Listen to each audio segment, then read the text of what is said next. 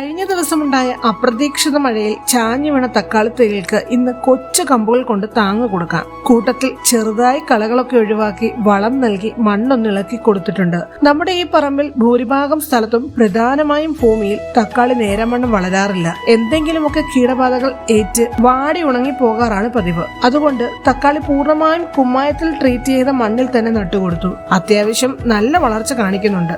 മണ്ണുമായി സമ്പർക്കത്തിൽ വന്നതും വരാൻ സാധ്യതയുള്ളതുമായ ഇലകൾ നീക്കം ചെയ്തു കൊടുത്തിട്ടുണ്ട്.